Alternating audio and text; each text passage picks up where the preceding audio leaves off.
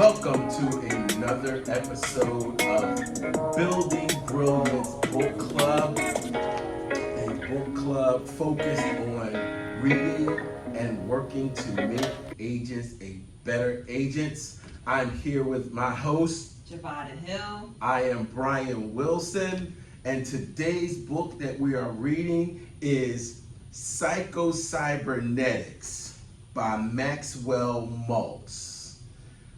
This book, I don't know where to begin. We've read the first 5 chapters of this book. We just started it, and Javada, I have been clawing at the bits because I have been so interested to hear what you have to say about this book. Yeah, I was, what was that, Sunday night? We were playing phone tag, and I was just like, what does this man want? You know, so then we go back and forth, and I was like, whatever it is, I will see him. I will see him. So yesterday I saw you in the hallway, and that was pretty exciting. Like, yes. You were just like, I was bubbling. I had so much to tell you. Yeah, and I love it. And like when he said to listen to chapter 2 over and over and over again. So inside of that conversation, like you attach a happy feeling. Mm-hmm. Whenever you had a happy feeling, whatever that is. And I'm kind of curious to know, what is your happy thing that you were attaching to use that to create something in the future? Okay. So when I was a kid, before my brother was born, it was just me and my mother, right? Right.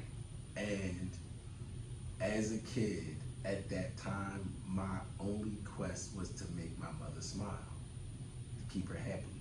So I did all these silly things to keep her happy. And every time I would see her smile, it just gave me this bubbling joy inside. So I would work to find other things to do to make her happy.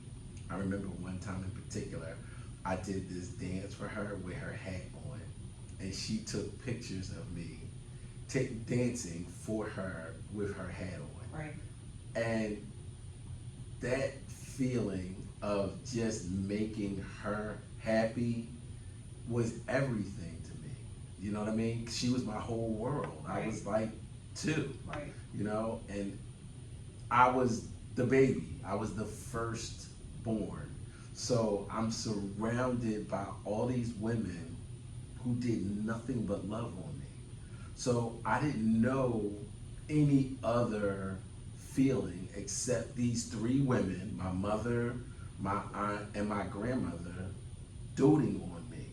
You know, it's Kelly's birthday, so let's do something special for Kelly's birthday. They drove me to North Carolina for one of my birthdays. I was a little baby, so I can't say that I vaguely remember it, but I have pictures of it, of me sitting on the dining room table with my cake and like a little cowboy on the cake, and then she gave me this spotted pig as my gift. I kept that pig for forever. I can't remember how long I had that pig for, but those are the memories that I use now as joy to propel me forward. I mean, I got so many, it's not even funny, but that was the core, and that really didn't come to me until this morning. I won't lie to you. That memory just came to me this morning. So is that why we were like inside of Kelly Price this morning? The Kellys? No? Yes, because I remember I said to you, what's the song you're singing? And whatever song that I sing, there's a message in the song that I look for. And for me, it was Counting on Joy. Right. That was the thing that was constantly playing in my head. I got it. Counting on Joy. So I use that to propel me forward. Like the conversations that I've had with friends and family have been so different since I started reading this book. I don't have any other book to compare this to. And remember, I used to do that thing of when were you supposed to get this book? I had no idea when we would have gotten this book. Like, you wouldn't have gotten it in high school. You wouldn't have gotten it in middle school. You certainly wouldn't have gotten it in grade school. Maybe in college, somewhere, but where, I'll never know where. Like, somebody would have had to say, to stop you on the street and say, read this book.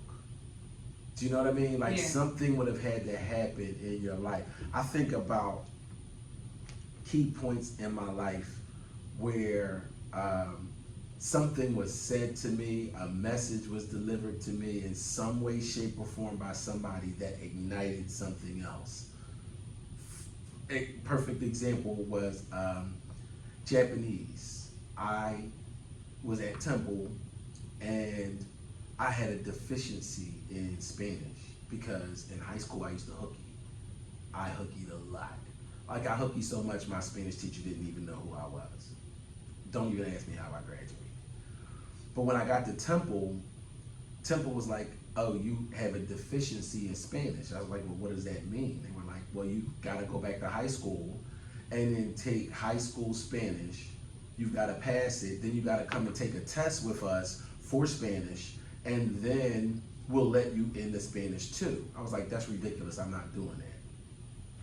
So I said, what's my other option? They were like, take another foreign language. So I said, okay, I picked Japanese. Out the clear blue, I picked Japanese because my friend at the time, his brother was studying Japanese. And I was like, okay. So now I'm looking at these small whispers of hints that led me to bigger things. Like, the whisper of take Japanese led me into sitting in a Japanese class, totally nothing to relate it to, nothing at all. I sat there for 2 semesters trying to really get Japanese down. And then I thrust myself into Temple University, Japan. Like, I really fought and clawed to get in it because I wasn't the best student and they had to make some concessions for Brian. But Brian was going to Japan. That's all Brian knew. Brian was going to Japan. And even the trip to Japan was an experience because I didn't go with everybody else. Like, everybody left in a group. I didn't find out I was going to Japan, that I got approved to go to Japan until 2 weeks before I was supposed to leave. So I had 2 weeks to get everything together, get my plane ticket. I didn't get my plane ticket until the day before I left. And I only got it because I had to drive to Trenton to get the tickets. I had to get my passport because I had to get a student passport. I packed that night. After coming back from Trenton, I got back to Philly from Trenton like 6 o'clock. I started packing because my flight left from Philly at like something like 10 o'clock in the morning. I go down, I run into my brother before I leave, so I got to see him before I left. I get to the airport, I get on the plane flies me from Philly to Michigan, we go Michigan to Japan. I'm in the air, everything changes. Everything flipped over to Japan. I get to Japan, land, and everything is in Japanese. Now, my 2 semesters of Japanese did not prepare me for the culture shock that I was walking into of being in Japan. I landed in Japan like 7 o'clock in the afternoon their time. It took me 4 hours to figure out how to get from the airport to the dorm. And I mean, I had the wildest experiences in those 4 hours getting to the dorm. But I get to the dorm and there's my friend, the one who told me to take Japanese, sitting in the dorm waiting for me with a bottle of beer. It couldn't have been more perfect that was my introduction into Japan. And then the whole experience after, I was like, yo, this is so freaking cool. I think of all of those little steps, the little things that I said yes to, the opportunities that I opened myself up for, everything that it showed me the whole experience of it. I was so glad that I said yes to it, because I really didn't think I was going to be able to go, because like I said, I wasn't the best student. And I was like, they're not going to let me go, because me and school were not the best of friends. All I did was argue with teachers and fight. So I was like, this is probably not going to be good for me. But I believed that I could get there. I believed with all my heart that I was going to be in Japan. And that's all I knew. That was all my focus was, no matter what obstacles came up. Even going to get the freaking tickets at the last freaking minute, I went through all of it. And I applauded myself. You know what I mean? I was the only one that really gave myself a pat on the back for actually making it there. Like, I called my mom because I was so excited that I'm here, I'm Japanese, you know? I had the best freaking time the whole time that I was there. So this book really helped me find those happy moments. Like, I overlooked them. Do you know what I mean? Because it was just like, that happened. But now it's like, whoa, that really happened. You know what I mean? Right. That's kind of joy now that I have associated my past experiences with. So I'm talking. Go. I gotta hear from you. No. Like, that's a really. I opened up the question for you to share that story. Like, what actually combines it? So how are you using that Japanese story for whatever you're creating next? That's to combine that emotion. So you said that you believed with all your heart. The heart and mind are kind of the most crucial. They line up. Everything can sync up. So then what's next in your business or just in your life that you're using that excited, joyful emotion to create something in the future and feeling it as if it's already here? Yeah. So now I think about what he said in the book about the smokers, and the smokers, he said to the smokers, don't try to stop smoking, just don't smoke today. Yeah. Right? Yeah. So I said, okay, then let's just count today and look for the joys in today. So now I find myself going through my day laughing, because the littlest things will bring up memories of something that happened in my past, and I find it hilarious. So I'm walking through the street, I'm walking through my day just laughing, because I see all of the correlation points now of things that happened in my past and things that are happening to me right now, and connecting the two. And now it's so easy now that I see them. I thought about, this book took PQ, positive intelligence, and it didn't put my saboteurs in the passenger seat. It actually made me talk to them. You know, now I had to have real in-depth conversations with my fears. Like, what are you afraid of? Why are you afraid? Where did the fear come from? Where is this rooted? Where is it rooted? Like, really just pick it up and look at the roots to understand the source, the origin, and really study it and look at it. You know what I mean? Yeah. To really dissect it.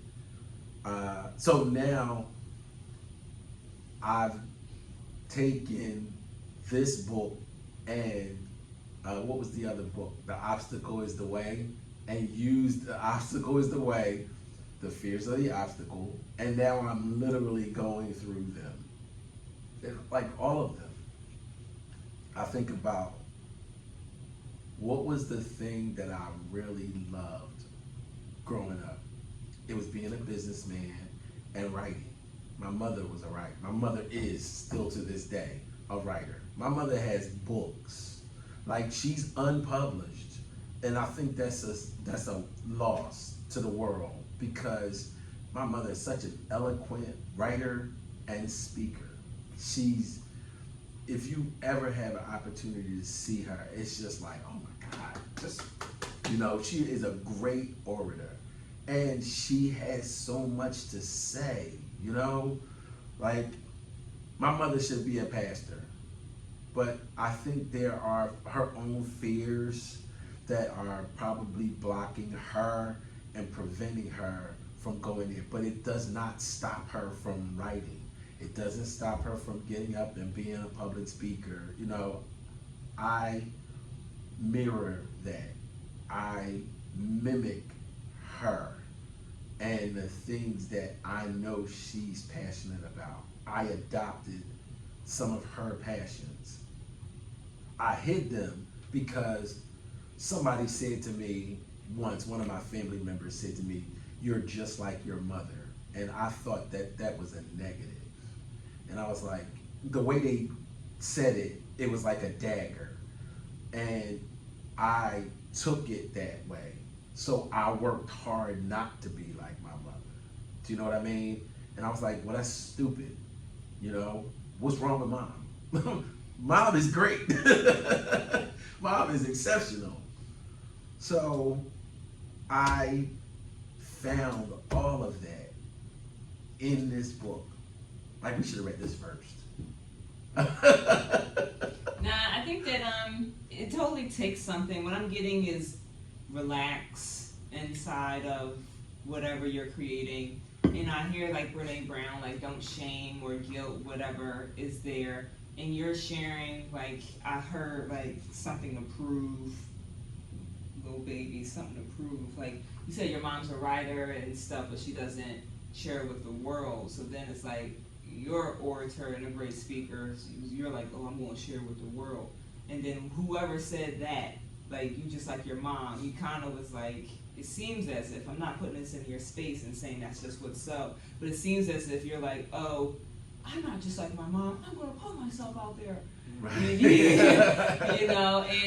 it worked for you. It could have just been like testosterone and your own like will and determination, and that could have, you could operate from a place of something to prove, like I'm going to prove you wrong, or something that could be a motivator.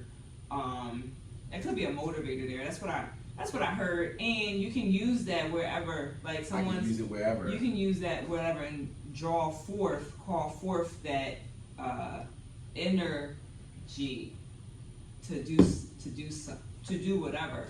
So now, how do you use it in business? Like if someone says like you can't do that in sales, or you prove them wrong. But not everyone is motivated by proving people wrong. Some people are motivated. Yeah, it's not. Yeah. You get past that. Yeah, and you see it as an avenue to use. Some people you can draw from that. Some people are like a greater cause, or like being higher than who you know yourself to be. In this human experience, you don't always have to be the person that you wound up being. So that could be a motivator. Fame and status, like that can be a motivator. But then after a while, you don't want to be in the limelight. No, I don't want to have to rely on external factors for my own personal joy. For sure, because internally it's an unlimited amount. It's a reservoir. I'm the funniest person I know. I'm the funniest person I know. And I spend my day cracking myself up. Right. I think Brene Brown got me to courageous leadership, right? And being vulnerable, because I'm still doing that. Her survey it's a continuous about process. Vulnerability. And Psycho-Cybernetics kind of made me look at courageous leadership and the vulnerability, the fears that I had placed around courageous leadership that blocked me from actually stepping into the suit of courageous leadership and then manifesting courageous leadership. Like, what does that actually mean? What does it mean to me? I like the word block, because I don't know where we got this from, who we got it from, but all you do is block. Like, you have that unlimited amount of expression, and then you can choose to let it in or not, to reveal it or to not reveal it. And in your story about Japan, you talked about like appreciating each part of the journey and relaxing at the point of not so much concerned about the result, and appreciate each and every time the eternal now, Eckhart Tolle. It's funny, now I'm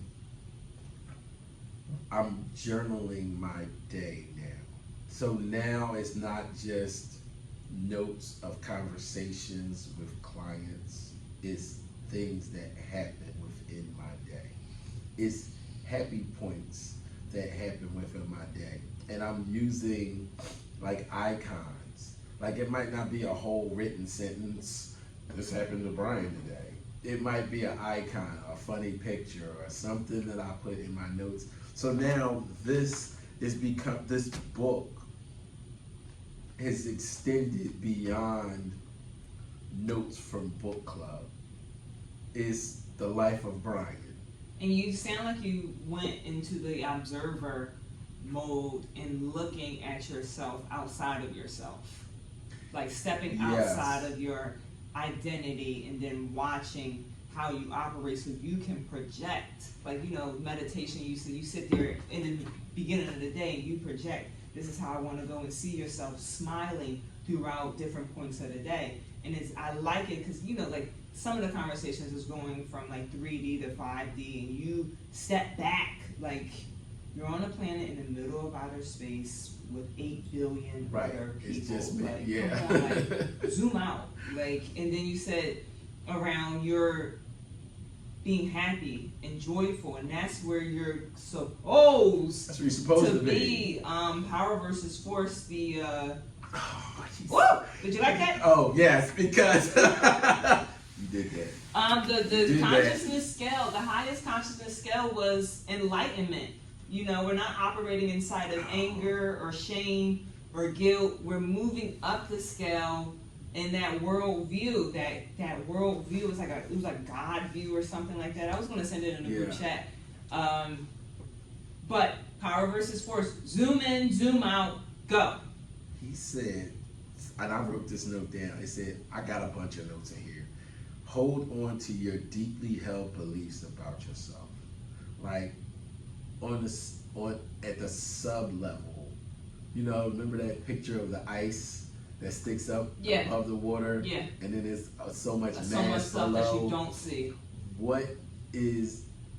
What's all of that within Smooth Bay? Your daily habits, your mindsets. All of the stuff that I hold near and dear to me. What makes me? What are the most important salient parts of me? Not, I'm B from West Philly. No. You're not your name, you're not your zip code, right. And if you can get down to nothing, you can create anything from there. I'm a man, I'm a father, I'm a brother. If you're inside of the identity, you are all of that. But if you step out of that, you're just the awareness that you are here. You're not like a man. I hear like you are a man, you are a father, but if you step out of that, you're conscious that you are these things that you just said. Mm-hmm. But that's not completely who you are. No, but those are the things that I want to adorn. Yeah, but also not to necessarily we're not being attached to that. I feel like we're more so of that empty space. The vessel, the empty vessel. We're more of the empty vessel, and the more you can stay in the unknown, you can create, stay in the nothingness, you can create from there. Get out of I'm this black man. So then if you're a black person, then you step into these beliefs that these white people don't want me in Devon, yada yada. But Right, it's a belief yes. that you can choose to hold on to, or you can choose to not be there. But you're aware that that belief is there. You are aware that it's there first because it came from where? Right. I created it. Yeah. Right. And it was a repetition through our bloodline. Yes. Like, oh, now we're looking, oh, you can't sit with us and whites only. And then it's like, oh, there it goes again. Right. That's the story. Right. That's my narrative that And I'm going to live into. That I had to literally break. Continuously. And Because destroy. it's a story that we're born into. I knew you before you were born. That wasn't you. Like, Right. you're the bigness. I think you're just the awareness, like, oh, here's a storyline that plays out continuously. Oh, the police are going to kill us. This is a storyline that doesn't necessarily mean that's the truth, but it's a story. But I got down to the, he said, question yourself. Continuously. And I went through these. He said, don't just pass these questions by casually. He actually said it in a book. Because I read them and I was like, nah, okay, whatever. But he says, hey, don't just pass these questions casually. So I said, okay, question yourself. I said, it says, is there any rational reason for such a belief? That's the first question. Because what do you get from it? What do you get? No, there is not. Right. It's a choice. It's a choice. And then you notice, like, oh, what do I get from this? It's a payoff. Like, you get something. It's like, you get something. It's like, It's anger, something maybe. that is giving you, yes. He said, could it be that I'm mistaken in this belief? Like, For sure. You gotta really come out of it, like you said, come out of the imagery that you believe and then really analyze it. Then his next question was, would I come to the same conclusion about some other person in a similar situation? Devin, no, I wouldn't. Everybody that was there belonged there, but I belong there as well.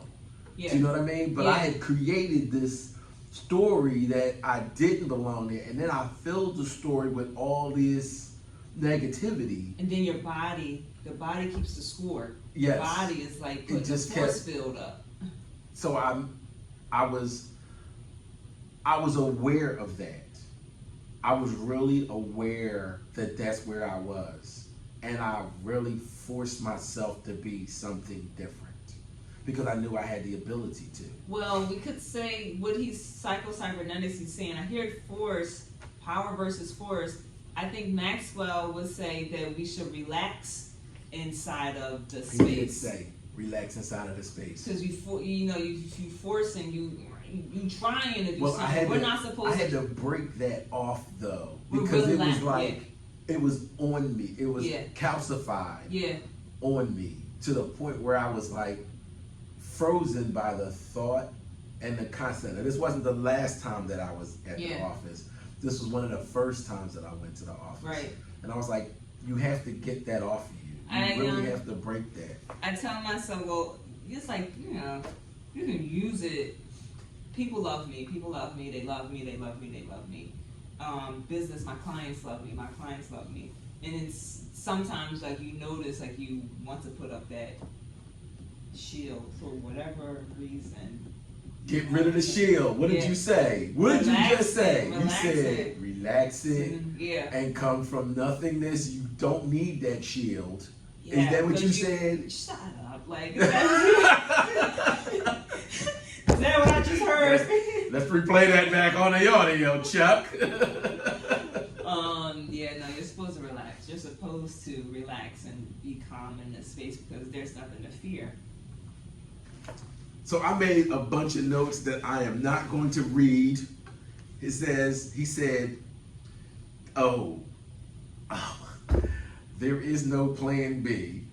I wrote down, there is no plan B. Burn the ships. All the eggs are in this basket.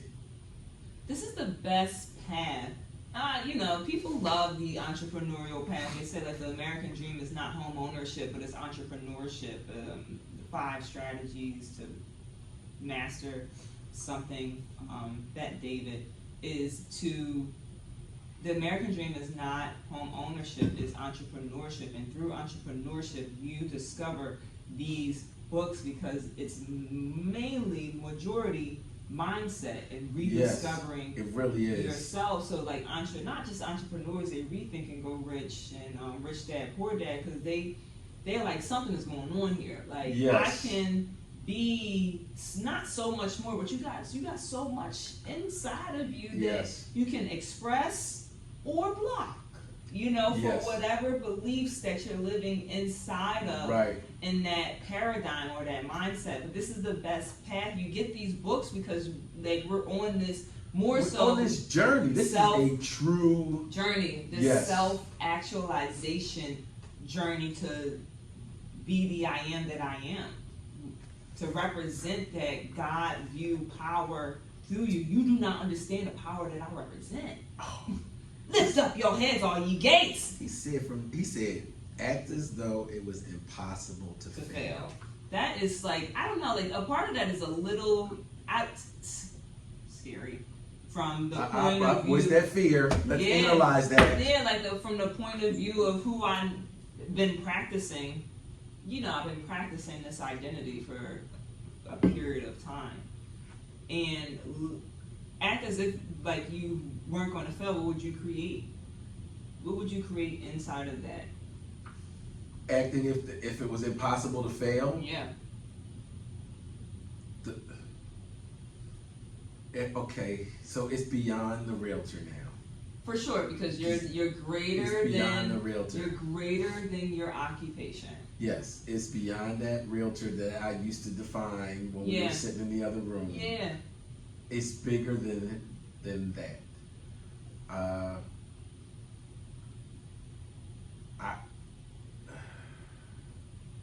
don't want dead air, but the imagery is so massive now. I don't really know how to name it.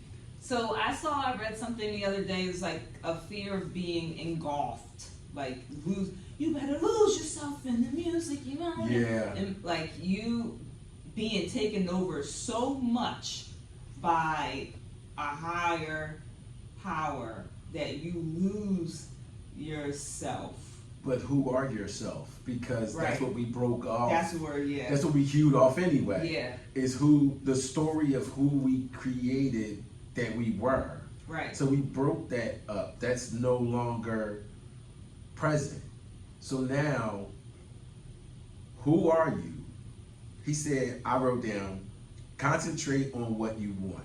No matter the size, allow yourself to be in it and like fully commit to it. Like fully commit to it.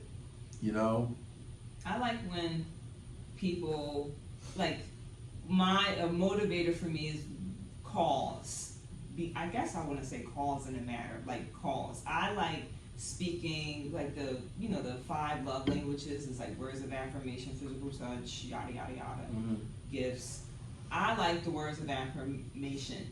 And I create like YouTube affirmations. Initially it's for realtors, but it's going to expand. I like when people around the world be like, oh, thank you for this, from New Zealand.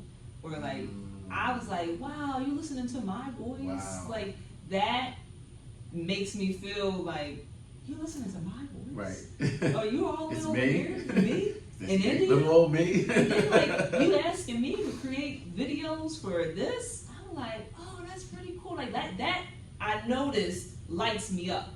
I like when real estate clients call me, and I like when like you can have an impact on the world through your speaking, through your verbal like encouragement, and then using that at its highest form. Right. Like now I'm like a recording artist. Like now I'm like, look at us, we're podcasters, baby. Yeah, like I'm a recorder. We didn't know this was going to happen. Yeah, I'm a voice actor now. Like, so that's pretty cool. It's just like rediscovering who I haven't let myself to be. Where did he say that? I made my notes. See it from your subconscious mind first. That's not a battle, but you have to continuously hear the disempowering conversations and neutralize it and say, like, I rebuke you, like, I'm not taking that on. I heard that, I'm not taking that on. Like, it's a moment by moment conversation, and then to replace it with a higher, brand new, but you're dismantling the X amount of years that you've been thinking that same thought for X amount of years. Like, I feel like I've been doing a much better job of giving myself grace and having empathy and compassion. It's like, come on, Javada, like, you've been reading these books, like, when are you gonna see the progress? And I'm like, yo, chill. Like, there is progress. You're in a perfect place. Right. You're in a perfect place. You're already there. You're already there, and it's like you've been doing these things for so many years. It's going to take some time to like dismantle that conversation. So I completed. I think it was yesterday. What's the day? It's Tuesday. Yeah. I completed my 21 days no alcohol. Good for you. Wow. I was thinking about alcohol today too. Like, whew, you saw like an AA. I saw like an AA advertisement, and I read something. It was like codependency no more. Like Melanie something. She and I got present to AA a little bit more. And one of the first things is like you have to admit, like, I'm a sinner, like I'm an alcoholic. Right. You know, you gotta admit, like, this is where I've been. I have a disempowering identity for myself, and I'm giving that up. And I thought, like, do I feel any different, like, without alcohol? I was literally thinking about alcohol, like gin and ginger ale with a little bit of lime. You know, this is the perfect weather for it, you know, but I don't know. I'm not saying I'm super sober. Right. You know, and I don't have to. And I don't know, like. Yo, it feels so different. Does it? Yes, it really feels like sleep feels better. I don't wake up with a groggy hangover. Yeah. I've committed myself to the gym, so I'm more involved in the gym. And now my energy level is a bit different now because I don't have that sluggish feeling now when I get to the gym. Oh God. You know, it's been not terrible. You know, we were always on the water from the other book about water. Yeah. Right. So I've always was drinking the water, you know. But now I feel the effect of the water now. Like I feel like I've washed the impurities of the alcohol out of my system. Yeah. So now I'm on my next 21-day mission. So I'm working little habits into my day to recreate who I want to be, who Brian is, who Smooth That's pretty cool. Like it's such a shift when you get into this world because you know mind, body, and soul. They all gotta be lined up, and not that it's poison. It's delicious. It's delicious poison, okay? It's delicious poison. Let's just face it. But you gotta kill your flesh. Like next you're gonna like. What'd you say? Die to yourself. Die to yourself. Kill your flesh. Like the body is not in control here, and it's like, this is what I want. Right. I want you. No, like die to yourself. I always say die to yourself. Yes, like, you do. Because it's that die to that identity, that disempowering, low level identity, Javada. Like. That's not who you are. Like you just been living that life because it could be comfortable. Yes, you know, because it could be comfortable. But shout out to you. I've been in that rediscovering B since my daughter graduated college. Yeah, remember I said to you, I was like, who the hell? I really did not know who I was. Yeah, like I felt like I was a rocket spinning out of control for a minute. I felt like the ship with no captain. You ain't have a navigator anymore? No, because before my navigation was whatever direction my daughter needs me to be. Do you know what I mean? It was always dependent on somebody else. Yeah. So now who does it depend on? It's not you. It's not dependent on you. It's what I want it to be. It's whatever I want it to be. Would you order my steps? So, it's not. So, but in that recreation, I'm now a non-drinker. Is that like? I used to be a smoker, believe it or not. Yeah. Now I'm truly a non. I thought about my grandmother with that too. What? My grandmother used to smoke a pack of cigarettes a day. She was a Winston smoker. This is how I remember my grandmother. She'd be downstairs in the kitchen. I love my grandmother so much, I moved in with her. And she would be downstairs in the kitchen every morning, 6 o'clock in the morning, drinking Sanka and smoking Winston. So that's interesting. So, like, you're probably at this point, like, we wake up, I write down my dreams on my dream journal, you know, and then look at it, and you're like, before your feet touch the ground, if this dream is of you, because all things are good, if it's not, then, like, rebuke it, I don't want it in my life. I had a dream of my mom's sister, we call her, like, Nana Peach, where, like your grandmother, cigarettes. That was like all these cigarettes in this like canister and or whatever, like pot they put it in, clear pot they put it in. And we were going through clothes, like just clothes, and it was a washing machine. And I think I've been listening to like this like Blood Washed song, Ricky Dillard. Lately, that's like the song that's just been on my heart. And we were washing clothes. And I was like, oh, this is pretty cool. Cigarettes, I think of Nana Peach. And then you just brought up your grandma about cigarettes, you know. And then she wasn't there, but I just felt like that was her house. And we were going through the house, but it wasn't really her house. I feel like I'd never seen that house before. And it was all these like clothes. And I've been purging a little bit, like clothes, like people that gave me that I don't associate anymore. Right. I'll be like, I'm throwing your stuff out and I'm getting this out of my house. I want to burn it, but like I'm afraid like the flame is going to get out of control, you know? So I'm just like, set it on fire. Set it on fire, you know? I rebuke the spirit, you know? So by seeing the clothes being washed, like I can completely see the washing machine. I was like, oh, you know, that's pretty cool because I'm purging, clearing my space and right. Clearing like just my bloods. I'm not stopping drinking, but like where I'm just that like so when you just brought up your grandma and like the cleansing aspect of these books because it's a rejuvenation. I need my blood purified. Yes. My grandmother, she must have been in her 70s. One day she decided that she didn't want to smoke no more. And she put the cigarettes down and never went back. That started with where we started at, in the book where you said, remember the man that was smoking and you said, don't smoke today. Yes. Just don't smoke today. Like moment by moment. That was so amazing to me because we used to drive to North Carolina to get cigarettes for her. From Philly to North Carolina? Yes. We were going on vacation, but the last thing she would say to us before we left was, bring me back a carton of Winston's.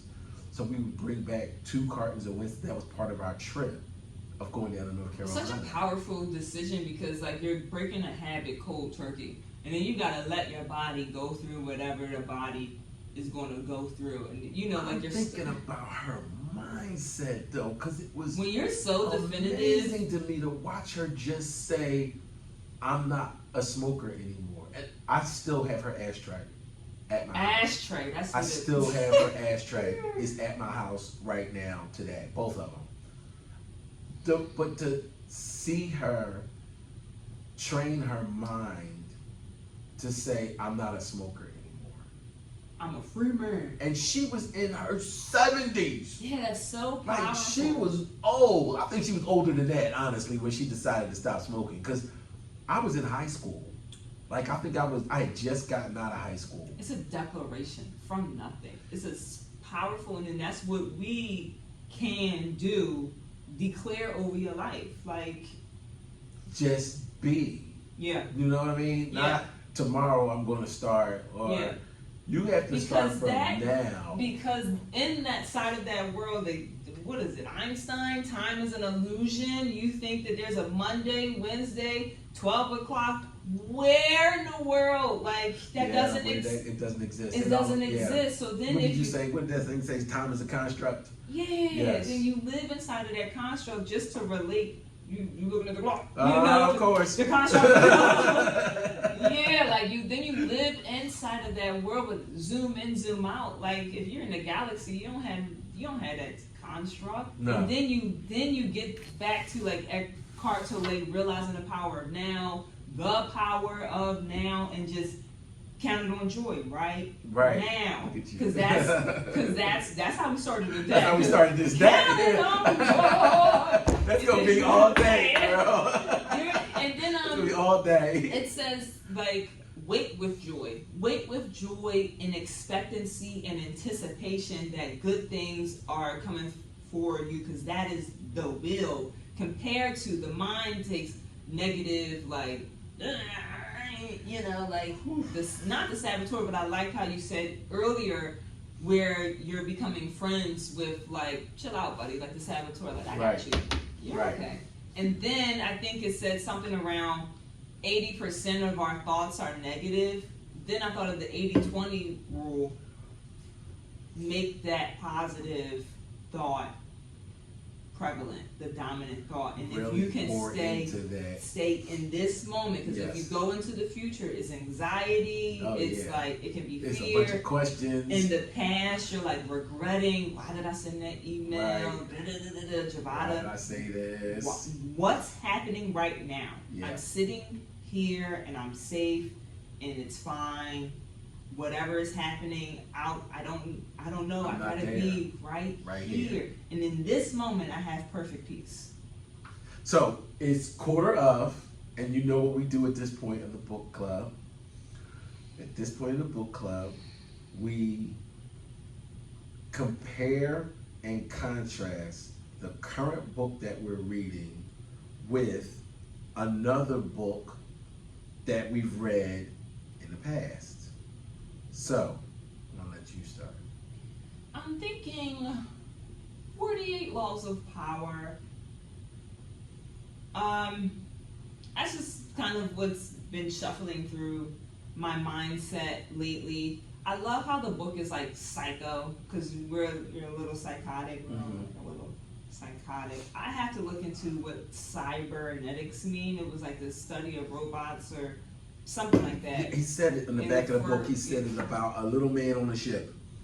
He said, before the mind can work effectively, we must develop our perception of the outer world, the little man on the ship. He said it. Oh, here it is. When loosely translated from the Greek, cybernetics means a helmsman who steers his ship to port. What was that? The law of the lid, the law of navigation. No, that was one of the, I think it's the law of navigation. 21 irrefutable laws. I'm not saying that's the book I want to go to. Okay. But the navigation part made me think of that. And I'm still going to go with 48 Laws of Power, because it brings me back to mentality. In 48 Laws of Power, you can assume different roles.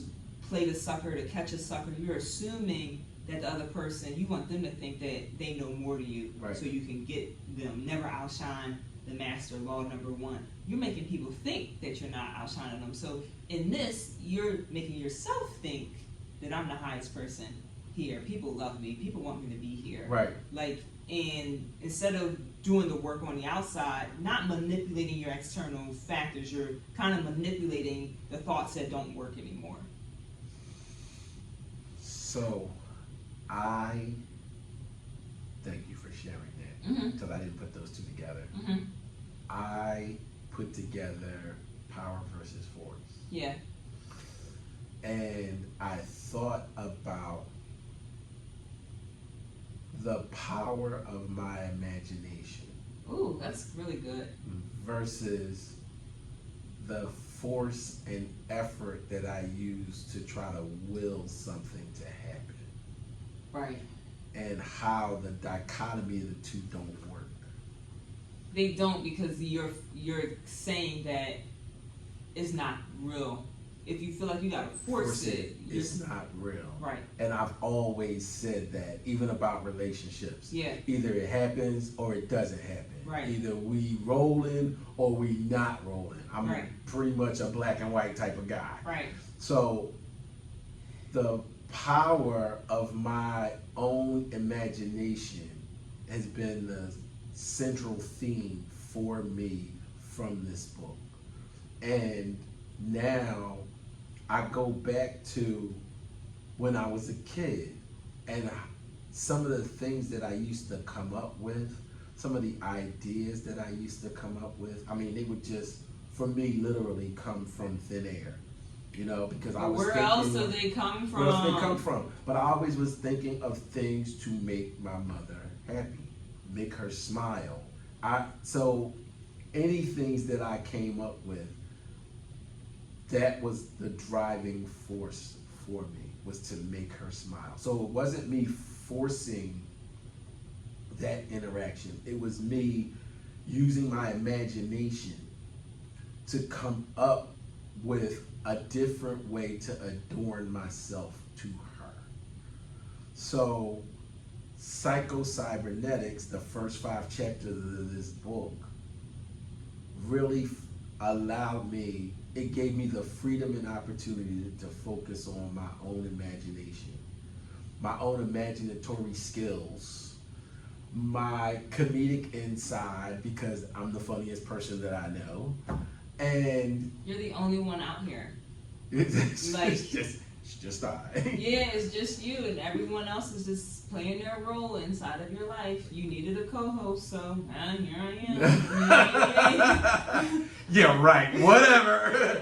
If that's the story you're telling yourself, you have been the most committed co-host I've ever met in my entire life. But at this moment, I've never met anybody with the stick-to-itiveness of you. Yeah, but you needed that person. You needed the creativity. You needed, like, not just the marketing, but the confidence in the video. You needed that person. And then who else is going, like, you created me to play a role in your story. I could never have thought of anybody like you. You could have, though. Like I couldn't have imagined. I said I need a Javada in my life, and then like boom, here you are. I think that you could. I'd be like, I'll tell you, people on the street be extras in my movie. You know, like my clients I created my clients. Like like. All right, you're it. You're my client. That's it. Yeah, we're stuck together. We're stuck together until we get those damn keys, damn it. Basically. Yo, I love this. We're going to read the next 5 chapters. Yeah, I of think Psycho. 11. We're finishing out for next week. I Can think we? 11.